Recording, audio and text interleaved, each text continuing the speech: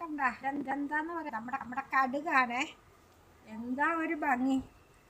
ഈ പൂക്കൾ മുഴുവനും വിടർന്ന് തീരുമ്പോൾ നല്ല നീളമായിരിക്കും കേട്ടോ.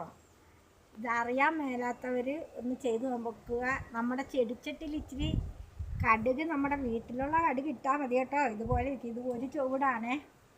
ഞാൻ ഇതിന് മുന്നും ഇങ്ങനെ ചെയ്തിട്ടുണ്ട്. ഇതിൻ്റെ നീളം കണ്ടോ? എന്തോ ഇത് കണ്ടോ, ഇത്ര നീളമുണ്ട്. അപ്പം ഇത് കുറച്ചും കൂടി ആകും ഈ പൂ കംപ്ലീറ്റ് വിരിഞ്ഞ് തീരും വരെ. ആദ്യമൊക്കെ നല്ല ഭംഗിയായിരുന്നു ഈ പൂ കാണാനായിട്ട്. ഇത് ഒന്ന് ശരിയാകട്ടെ എന്ന് ഓർത്ത് ഞാൻ ഇന്നത് കണ്ടോ, ഒരു ചുവടാണുണ്ട്. ഒരു കടുകിൽ നിന്ന് കൃഷി ഒരിക്കലും നഷ്ടമാണെന്ന് പറയുകയില്ല. കാരണം ഈ കടുക് ഇതുപോലെ തന്നെയാണ്. ഒരു വിത്തിന് എത്രയോ വിത്തുകളാണല്ലേ നമുക്ക് കിട്ടുന്നത്. അതുകൊണ്ട് എല്ലാവരും ഒരു ചെടിച്ചട്ടിയിലൊക്കെ ഇച്ചിരി കടുകാക്കും.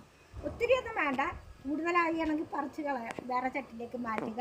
പിന്നെ ഇത് ഉണങ്ങിയതിന് ശേഷം നമ്മളിത് ചുവടെ പറിച്ച് ഒരു ചാക്കിലോ പായിലോ ഇട്ട് വേണം ഉണക്കാനായിട്ട്. ചുവടെ പറിച്ചിട്ട് മണ്ണ് കൊട്ടിക്കളഞ്ഞ് ചാക്കിലോ പായിലോ വെച്ച് ഉണക്കിയിട്ട് പയ്യെ ഒന്ന് ജസ്റ്റ് ഇങ്ങനെ തല്ലിയാൽ മതി. അപ്പം നമുക്ക് കടുക് നമ്മുടെ നാട്ടിലുണ്ടാകും. നമ്മുടെ നാട്ടിൽ എല്ലാ കൂട്ടവും ഉണ്ടാകും കേട്ടോ. പക്ഷെ ഞാൻ പെരിഞ്ചീരകം വരെ എൻ്റെ വീട്ടിൽ ഞാൻ ഉണ്ടാക്കിയിട്ടുണ്ട്. പക്ഷെ ഞാനത് പിന്നെ ഫോട്ടോ എടുക്കാറൊന്നുമില്ല. ഇങ്ങനെ കൃഷി എനിക്ക് ഏറ്റവും വലിയ ഇഷ്ടമാണ്. അപ്പം അതുകൊണ്ട് ഞാൻ എല്ലാ സാധനവും ഇങ്ങനെ ഉണ്ടാക്കും. ഞാനിവിടെ ഉപ്പുവെള്ളത്തിലാണ്. ഉപ്പുവെള്ളമെന്ന് വെച്ചാൽ അപാര ചൂടുള്ള സ്ഥലത്താണ് ഞാൻ എല്ലാ കൂട്ടവും ഇവിടെ കൃഷി ചെയ്യുന്നുണ്ട്.